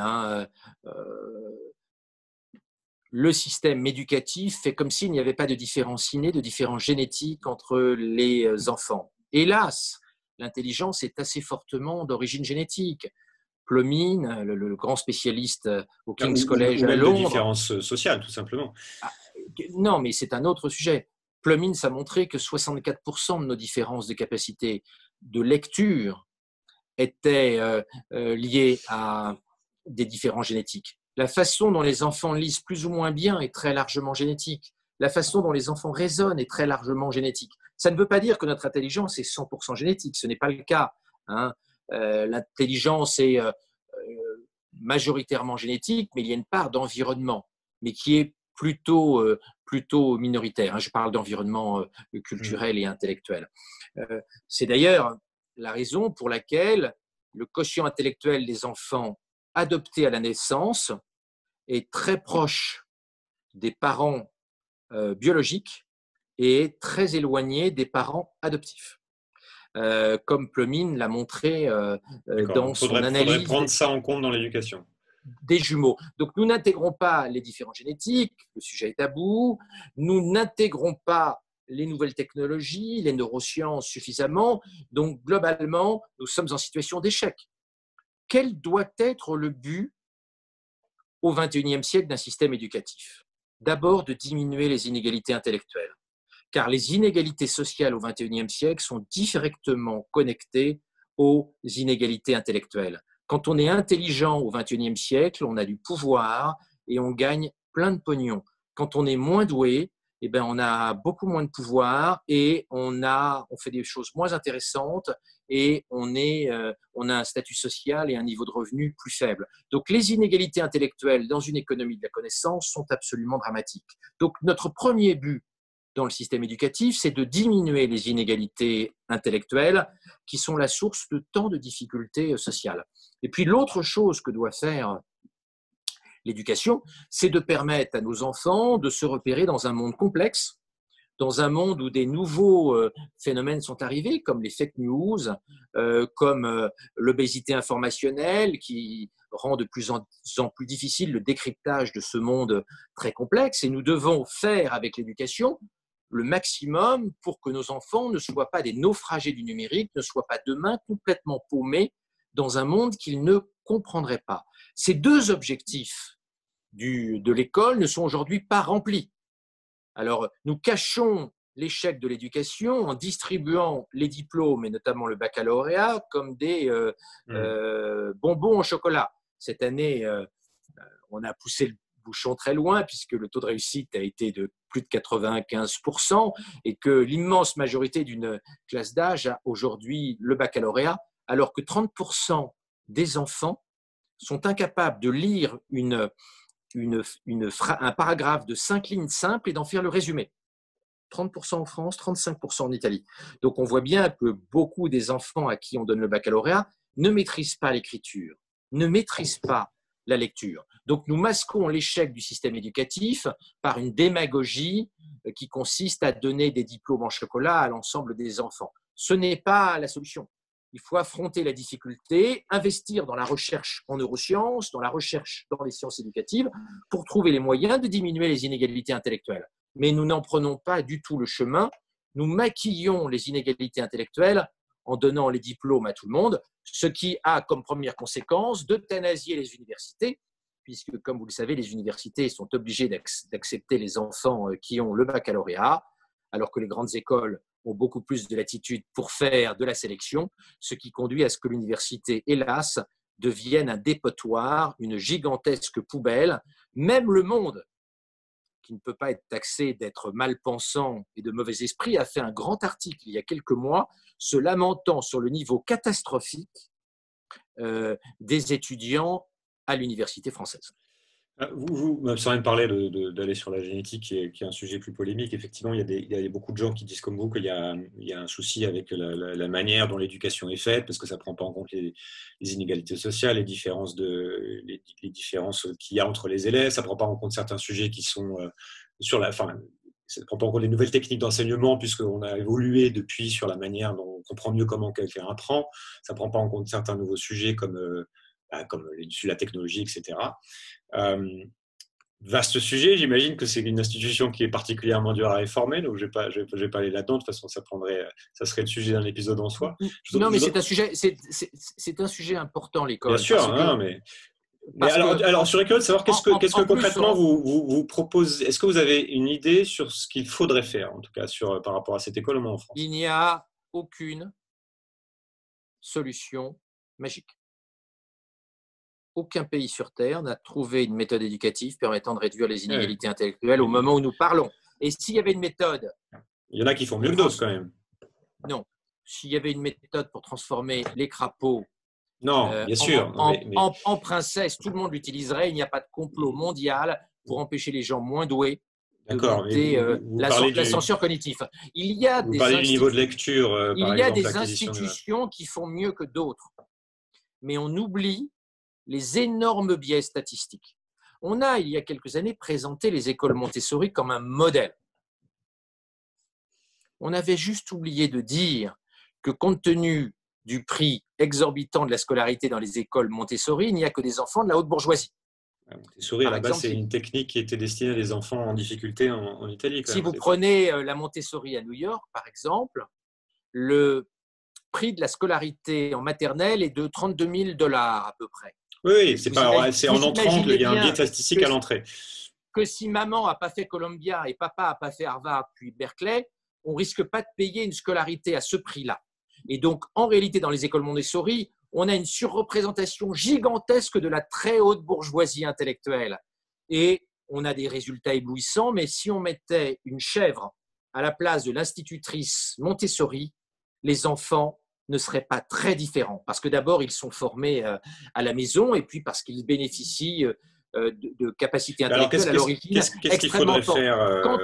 Quand on a utilisé les méthodologies Montessori dans des zones où les enfants étaient moins favorisés, on a eu d'énormes déceptions. Ce n'est pas en mettant la méthodologie Montessori dans une maternelle à des gamins peu doués qu'on en fait des normaliens supérieurs de la rue d'Ulm. Hélas, la méthodologie Montessori marche très bien parce que n'entrent dans les écoles Montessori que des enfants extrêmement doués à l'origine. Il n'y a pas de miracle, hélas, c'est l'horrible vérité. Et donc, il va falloir énormément investir et réfléchir sur l'organisation de l'école pour grappiller quelques petites avancées et pour diminuer un tout petit peu les inégalités intellectuelles. C'est un combat de tout le XXIe siècle et ça va être très difficile. Ça va être extrêmement difficile parce que nous sommes encore dans un non-dit mensonger sur ces sujets-là. Et puis parce que nous ne possédons tout simplement pas la technologie pour réduire les inégalités intellectuelles aujourd'hui. En 1930, on ne savait pas guérir la leucémie. En 2020, nous ne savons pas réduire les inégalités intellectuelles. C'est le combat de notre siècle, comme le combat contre le cancer a été le combat des 100 dernières années. Et il me semble, pour finir là-dessus, Montessori à la base c'est quand même une technique qui est destinée aux enfants justement qui viennent de quartiers difficiles en Italie, je crois. Et d'autre part, au tout début, c'est très rapidement devenu l'école de la haute bourgeoisie. D'accord. Mais effectivement, il y a des biais à l'entrée sur ce genre d'esthétique, mais néanmoins, et on ne va pas passer beaucoup de temps là-dessus, mais on voit quand même qu'il y a des systèmes éducatifs dans certains pays qui arrivent à monter une classe d'âge sur les apprentissages de base, de la lecture, des maths, de manière beaucoup plus efficace que dans d'autres pays. C'est-à-dire qu'effectivement, on va pas changer l'écart intellectuel au départ, mais on peut amener une classe d'âge dans son ensemble vers… Alors, si on prend aujourd'hui dans PISA, oui, si on prend dans PISA les systèmes scolaires qui marchent le mieux, Taïwan, Corée du Sud, Japon, ouais. Chine côtière, Singapour, Hong Kong. N'oubliez pas que ces pays ont quasiment 10 points de quotient intellectuel de plus que la France. Et donc, oui, et ce n'est pas politiquement correct, les pays qui réussissent le mieux dans PISA en 2020 sont des pays où le quotient intellectuel est significativement supérieur à ce qu'il est en France. Et c'est plus facile d'avoir des bons résultats dans PISA quand les gamins ont un quotient intellectuel très nettement supérieur à ce qu'ils ont en France ou en Belgique ou aux Pays-Bas. Et donc, il ne faut pas oublier ces inégalités d'origine qui, évidemment, ne sont pas politiquement correctes, mais qui expliquent que les petits gamins en Asie ont plus de facilité que chez nous. Donc, il ne faudrait pas penser que nos instituteurs sont des connards et des abrutis et des grosses feignasses. Ils ont simplement un matériau qui est en moyenne moins doué que la pâte humaine dont bénéficie l'instituteur à Singapour, quotient intellectuel à Singapour étant le plus élevé du monde au moment où nous parlons. Et c'est Singapour qui, avec la Chine côtière, est numéro 1 mondial dans PISA. Aujourd'hui, ce n'est pas un hasard. Quand on a des gamins plus doués intellectuellement, ils réussissent mieux à l'école et ils réussissent mieux dans PISA que quand les gamins ont plus de difficultés sur le plan cognitif. Ok, on va finir là-dessus, mais il faudra du coup m'expliquer comment l'Allemagne a gagné je ne sais pas combien de points dans le classement PISA en quelques années. J'ai pas dit qu'on ne peut rien gagner, j'ai dit que c'est très difficile de gagner et qu'aujourd'hui, l'Allemagne n'a pas rattrapé l'Asie de l'Est. D'accord. Même si elle a gagné, et la Russie aussi a gagné, hein, en disant qu'il y a des inégalités entre les enfants, je ne dis absolument pas qu'on ne peut rien gagner. Je vous le répète, l'intelligence, heureusement, n'est pas exclusivement génétique. Alors, si on a… il y a un autre sujet, j'aimerais qu'on continue à parler un peu de société, parce que selon moi, un des grands défis de notre époque est d'arriver à faire en sorte que par rapport à tous ces problèmes tellement complexes, les gens recommencent à s'écouter. C'est un peu aussi pourquoi je fais le podcast et je fais le podcast avec toujours un souci d'écoute par rapport envers mes invités. Donc, malgré les différences de points de vue, il faudrait arriver à s'écouter parce que si on ne s'écoute pas, en fait, il n'y a pas de dialogue possible et donc il n'y a pas de consensus possible. Et donc, on risque, au contraire, de s'enfoncer dans des sociétés de plus en plus divisées et donc de ne rien faire, finalement. C'est le mobilisme. Et d'ailleurs, vous êtes très critique envers ce que vous appelez la bien-pensance, et je dois dire que je vous rejoins là-dessus, c'est-à-dire l'impossibilité qu'on va avoir à parler de tel ou tel sujet. Mais pour autant, est-ce que vous ne pensez pas que, c'est quelque chose qui m'interroge quand je vous lis sur Twitter, est-ce que vous ne pensez pas que des prises de position aussi radicales que les vôtres parfois, que vous opposez à ce que vous estimez être un radicalisme en face de vous, donc, par exemple sur l'écologie, et comme vous faites, est-ce que ça ne contribue pas à faire monter la tension et à rendre toute tentative de débat un peu stérile? C'est-à-dire, quel est l'objectif quand on qualifie des écolos de Khmer verts, Khmer qui ont quand même tué 1,5 million de personnes, voire plus en 4 ans, ou d'ayatollahs, sans nuancer le propos, en fait? Vous voyez ce que je veux dire? Excusez-moi, mais en tant que médecin, quand Jocovici décide qu'on limite les soins aux personnes âgées très malades pour des raisons écologiques, je considère qu'on peut le qualifier de Khmer vert. Et en tant que médecin, j'assume ce propos. Ne pas soigner, limiter les soins à nos aînés, je considère que c'est une entrée dans un totalitarisme inacceptable. Certes, un totalitarisme repeint de vert, mais ça reste un totalitarisme et je me battrai jusqu'au bout pour qu'on n'arrête pas les soins des personnes âgées très malades au nom de l'idéologie verte, car ça me donne envie de gerber cette euthanasie écologique. Et je le dis, derrière l'idéologie verte, il y a des gens qui sont prêts à nous proposer des cauchemars. Quand il y a des gens qui proposent parmi les Verts, notamment aux États-Unis, le suicide collectif, la stérilisation collective, je ne peux pas être d'accord en tant que père de famille, en tant que citoyen, en tant que médecin. Donc il y a une dérive chez les Verts qui est dangereuse et il y a un certain nombre de Verts qui sont inhumains, oui. Mais ce n'est pas la totalité des gens qui sont porteurs de sentiments écologiques et j'en suis pas.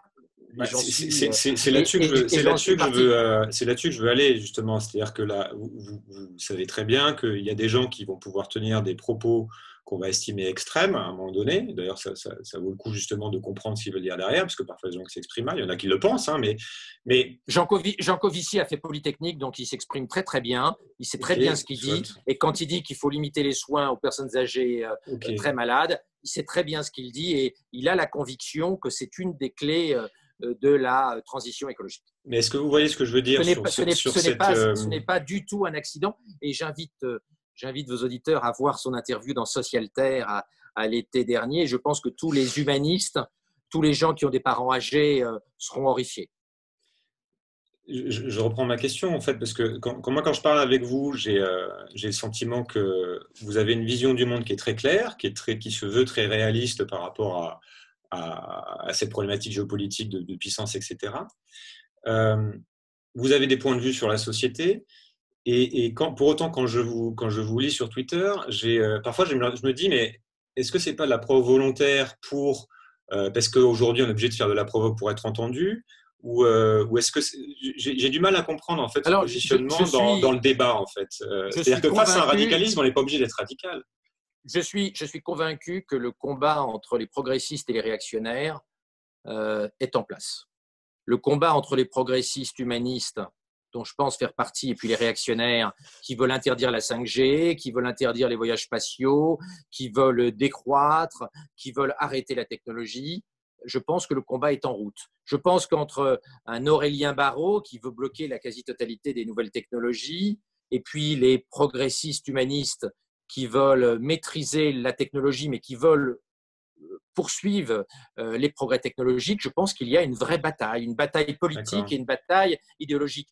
Quand je vois José Bové s'opposer à la PMA pour des raisons écologiques, quand je vois certains écologistes s'opposer aux nouvelles technologies de procréation, aux nouvelles technologies génétiques, je ne suis pas d'accord et en tant que médecin progressiste, je suis révulsé. Donc oui, les nouveaux réactionnaires, les nouveaux conservateurs, les nouveaux obscurantistes que deviennent hélas les écologistes en 2020 doivent être convaincus de mon point de vue et je pense que c'est un combat. Oui, je pense que les gens qui préconisent qu'on arrête la 5G en France font prendre un énorme risque à la France et à l'Europe en général de déclassement, de baisse du pouvoir d'achat et de recul et je pense que c'est une fantaisie qu'on ne peut pas se payer même si les gens qui tiennent ces propos depuis le Café de Flore ou les deux magots ne réalisent pas toutes les conséquences géopolitiques et économiques de ce retour en arrière technologique. Je comprends bien votre désaccord sur le fond. Là, je suis plus sur essayer de comprendre sur la forme, parce que vraiment, ça m'interroge profondément. C'est-à-dire que quand on a c'est un débat qui est nécessaire, c'est un débat qui est intéressant entre ce que vous dites, entre ce que vous qualifiez des gens conservateurs et vous qualifiez comme progressistes. Est-ce qu'on n'aurait pas intérêt dans une société justement qui se clive de plus en plus, dans laquelle vous dénoncez aussi cette impossibilité de s'exprimer, de promouvoir une manière de s'exprimer qui appelle au débat. C'est-à-dire que Aurélien Barraud, par exemple, vous pouvez ne pas être d'accord avec ses positions, il y a plein de gens qui ne sont pas d'accord, je ne sais pas si je suis d'accord avec tout ce qu'il dit, mais ça va être quelqu'un qui va s'exprimer de manière claire, intelligible, posée, etc. Donc est-ce qu'il n'y aurait pas intérêt, face à ça, à se dire, OK, parlons de manière claire, posée, sans aller dans l'agression, dans la caricature, etc. Moi, c'est quelque chose qui me fait vraiment peur personnellement quand je vois à quel point les gens s'invectivent et deviennent violents et s'envoient les oiseaux sur les réseaux. Là encore, soyons pas bisounours, c'est un combat politique, c'est un combat idéologique. Il n'y a aucun combat idéologique qui est posé et reposé. Ça n'est jamais arrivé, ça n'arrivera pas cette fois-là. Les gens, dans les années 60-70, les politiciens ne s'exprimaient pas sur les plateaux télé comme aujourd'hui. Face aux gens qui réclament qu'on limite les soins aux personnes âgées très malades, on ne peut pas le dire de façon posée, on doit le dire avec une certaine autorité, une certaine force. Et les idées nauséabondes qui sont développées par certains écologistes doivent être combattues avec force et pas à fleuret moucheté. On ne combat pas le totalitarisme à fleuret moucheté. Alors, je vais finir là-dessus, je ne vais pas m'éterniser là-dessus, mais est-ce qu'à contrario, quand des gens qui ne sont pas d'accord avec ce que vous pouvez avancer vont vous agresser parce que vous les avez mis en colère, est-ce que vous ne préfériez pas qu'ils essaient de comprendre ce que vous avez à dire profondément? Mais on s'est parfaitement compris, ces deux visions du monde. Ces gens, je ne sais pas. Mais si, ces gens vivent dans une utopie politique, comme il y en a eu énormément en France. Et je vous rappelle que Normal Sup a produit plein d'admirateurs des fascistes, puis plein d'admirateurs du Goulag, et puis de Staline, puis plein d'admirateurs de Mao, et puis plein d'admirateurs à la fin de l'ayatollah Khomeini. Et juste avant sa mort, je vous rappelle que Foucault, le grand intellectuel, la grande égérie de Saint-Germain-des-Prés, s'est entiché de Khomeini et de son régime théocratique qui oppressait les femmes. Donc, l'école française des bien-pensants a aimé tous les totalitarismes. Elle a commencé par aimer le totalitarisme brun, et pendant la guerre des Normaliens qui ont soutenu le nazisme, il y en a eu beaucoup trop, même si certains étaient heureusement dans la résistance. Elle a adoré le stalinisme et ses camps de concentration. Elle a adoré les 60 millions de morts de Mao. Et il y a encore des intellectuels en France qui soutiennent que les camps de concentration maoïstes étaient une bonne chose pour le monde. Et puis après, elle a fini par adorer Khomeini. Eh bien, je dis non. Face à ces gens qui n'aiment pas la liberté, face à ces gens qui ne sont pas humanistes, il faut être capable de mener un combat idéologique. Et moi qui suis fondamentalement, c'est mon maître à penser, un aroniste, Raymond Aron a dû beaucoup batailler dans sa vie contre les gens qui adoraient d'abord Hitler, puis quand ils ont cessé d'aimer Hitler, qui ont adoré le maréchal Staline. Et de relire ce que les normaliens de la rue d'Ulm ont écrit dans les années 50 de Staline fait rétrospectivement froid dans le dos, tellement ces intellectuels sont devenus anti-humanistes. Donc je pense que, et c'est pour ça que je suis vif dans le propos, ce qu'a dit Jean Covici et qui m'a beaucoup ému, en tant que citoyen, en tant que fils d'une maman âgée et en tant que médecin, doit être combattu. Et ça ne se combat pas avec des mots légers, parce que ce qu'on nous propose, c'est un nouveau totalitarisme. Totalitarisme vert, mais totalitarisme quand même. La vie humaine doit passer avant l'idéologie. D'accord. Et vous pensez qu'on ne peut pas nuancer dans la totalité des choses que va dire je vous ai donné ma réponse. C'est un combat idéologique, mais il y a des gens qui ne veulent pas mener les combats idéologiques et qui sont prêts à accepter l'euthanasie écologique, mais ça n'est pas mon cas.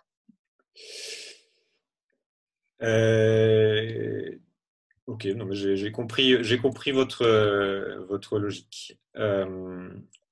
On arrive vers la fin. Qu'est-ce qui vous fait peur et qu'est-ce qui vous donne espoir dans le monde qui vient en général et plus particulièrement en France?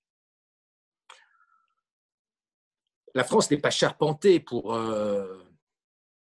gérer la guerre technologique et la guerre géopolitique en cours. Ça m'inquiète.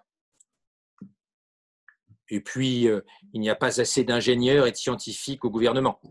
Il y a trop de bureaucrates, parfois valeureux, mais la France est l'un des pays au monde où il y a le moins d'expertise technologique au gouvernement.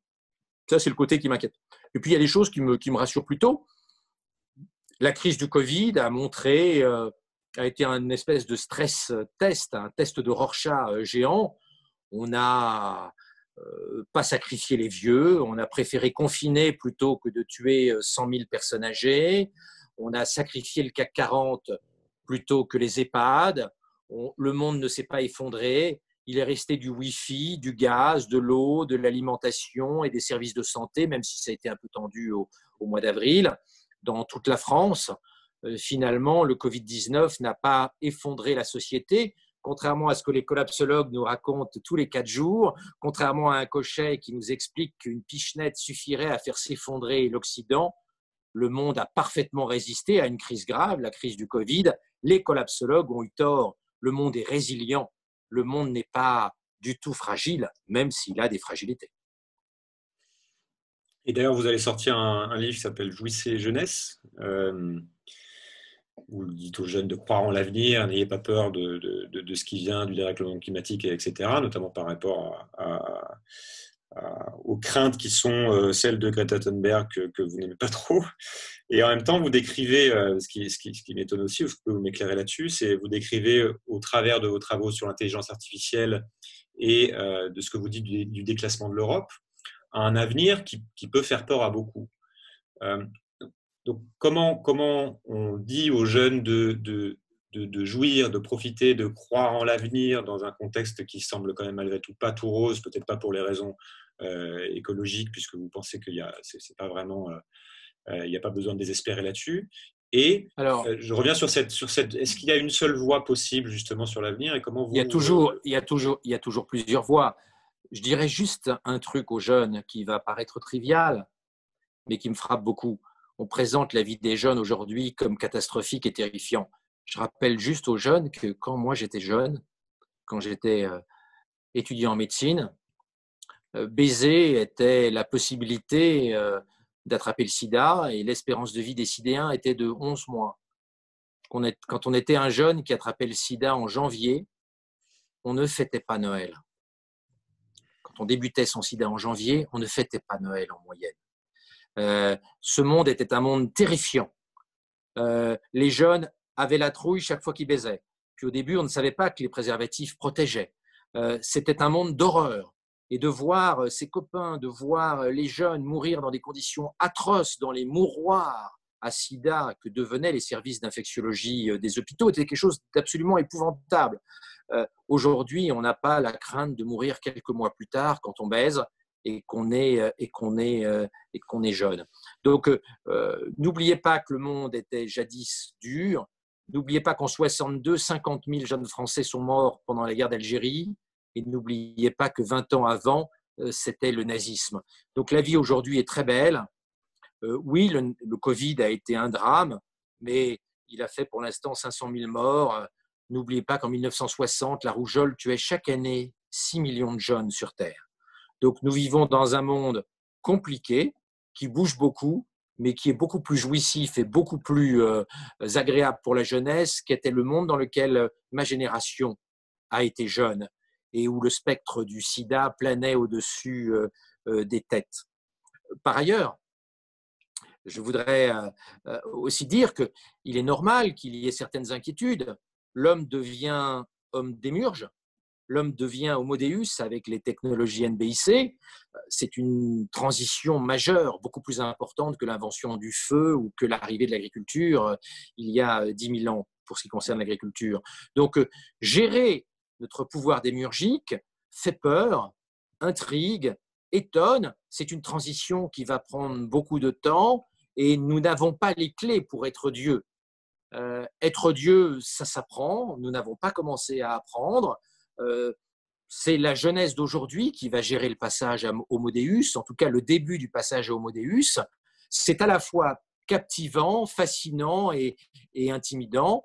Et la jeunesse a la responsabilité que cette transition de l'homme 1.0 vers Homo Deus se passe le mieux possible. C'est une tâche extraordinaire et je regrette personnellement d'être un vieux qui ne verra pas tout le XXIe siècle, contrairement à la majorité des jeunes d'aujourd'hui qui atteindront 2100, puisque un jeune sur 2 aujourd'hui sera au minimum centenaire. Et en même temps, est-ce que vous comprenez l'angoisse qu'il peut y avoir par rapport aux problématiques écologiques ? Puisque, comme vous dites, vous l'avez dit en introduction, on va vers un monde vers +2, voire plus, avec les tensions que ça implique. Oui, mais je répète, retournez dans le passé. Au pays de Greta C'est Thunberg, relativisons, c'est ça? Au pays de Greta Thunberg, il y a eu des famines tellement terribles qu'il y a eu du cannibalisme. Chaque génération a eu sa guerre. Le cannibalisme en Chine dans les années 60 a été énorme. Les familles échangeaient leurs enfants avec la famille d'à côté, avec les voisins, pour ne pas manger leurs propres enfants, mais manger les enfants d'à côté. Et respectivement, la fin du cannibalisme en Chine, c'est 1968. Arrêtons de dire que le passé était épouvantable. À Mauthausen, où pendant les banquets cannibales chinois, le monde était atroce. Le monde n'a jamais été aussi doux qu'il est aujourd'hui. Arrêtons les conneries pessimistes. La jeunesse a une chance extraordinaire de vivre, et je ne vais pas paraphraser Steven Pinker, de vivre dans un monde qui n'a jamais été aussi doux. Le monde était atroce. Et ce n'est pas la peine de remonter très très loin. Comme je vous le disais tout à l'heure, il y a juste 40 ans, le sexe, c'était une promesse de mort rapide pour les jeunes. Heureusement, les trithérapies contre le sida ont réglé cette solution et la jeunesse d'aujourd'hui n'a pas l'angoisse qu'avaient les jeunes d'il y a 40 ans. Donc arrêtons les conneries, arrêtons de paniquer les jeunes en leur faisant croire que nous vivons dans un monde atroce alors que le passé était fantastique. Le passé était horrible, le passé était dégueulasse, le passé était épouvantable, le passé était cauchemardesque. Et si vous preniez Greta Thunberg et que vous la mettiez dans la Suède du passé où le cannibalisme était répandu pendant les famines, elle serait horrifiée et elle réclamerait de revenir en 2020 pour bénéficier des avions, de nos centrales nucléaires, de nos ordinateurs et de la technologie d'aujourd'hui. Ok, profitons du présent, rendons-nous compte de la chance qu'on a de vivre aujourd'hui et on se dit que finalement, même si l'avenir sera peut-être moins doux qu'aujourd'hui, ça ne sera pas pire que celui de nos arrière-grands-parents. C'est un peu ça. Tout le monde a toujours pensé que l'âge d'or était derrière et que le futur allait être épouvantable. Nous n'échappons pas à cette règle qui a plus de 2000 ans. Si je vais dans votre sens, même si on doit diminuer, moi je regardais ça aux États-Unis, si l'économie américaine diminue de son PIB de 50%, c'est revenir à ce qu'elle était dans les années 70, ce qui n'était pas non plus. Mais bon, c'est pas le même contexte, on n'a pas la même population, etc. Super. Merci beaucoup pour votre temps, Alexandre. Ouais.